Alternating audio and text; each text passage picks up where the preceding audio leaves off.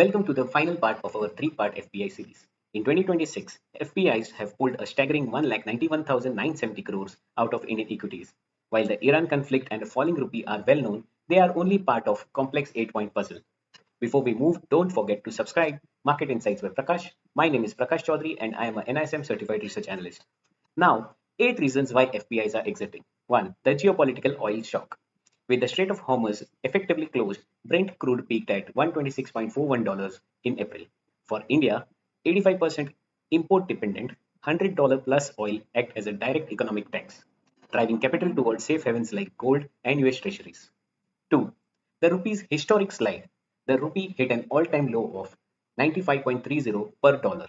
Currency depreciation destroys dollar-denominated returns, making Indian stocks expensive even if prices remain flat. 3. US bond yields. With the US 10-year Treasury yielding 4.34 to 4.38%, fund managers prefer risk-free US returns over volatile emerging markets, especially with the Fed signaling only one rate cut for 2026. 4. China and AI rotation. Investors are moving from expensive India 21x PE to cheap China 9x PE. Additionally, capital is shifting to Taiwan and Korea to ride the AI hardware boom. 5. Premium valuation problem. Even after a correction, India remains at a significant premium to the MSCI emerging markets average of 12x. High valuations coupled with disappointing earnings are a red flag for FPIs. 6. Widening current account deficit. Every $10 rise in oil adds approximately 0.5% to India's current account deficit. This structural pressure on the rupee creates a vicious cycle that global rating agencies have already flagged. 7. IT sector earnings shock. As the most heavily held FPI sector, IT's weak guidance, Infosys at 1.5 to 3.5% FY27, sparked fresh selling in late April. 8. The debt market retreat. FPIs aren't just selling stocks, they have exited Indian debt too. However, simultaneous equity and debt outflows historically signal the peak of FPI fear, not the beginning.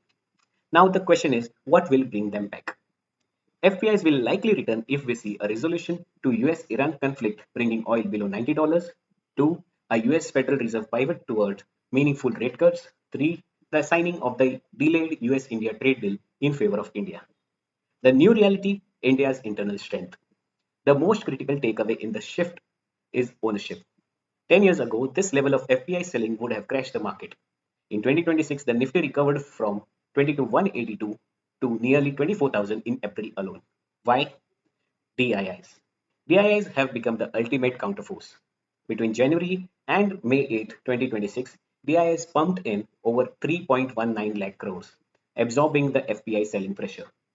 Key milestones. For the first time, DII ownership has surpassed FPI ownership. Our market is no longer hostage to foreign flows. Powered by record SIPs, NPS, and EPFO contributions, ordinary Indian investors have become the backbone of the economy. This structural shift is why India held its ground during a historic exodus. Subscribe to Market Insights by Prakash for more institutional grade analysis every Saturday. I am Prakash Choudhary. See you next week. Thank you.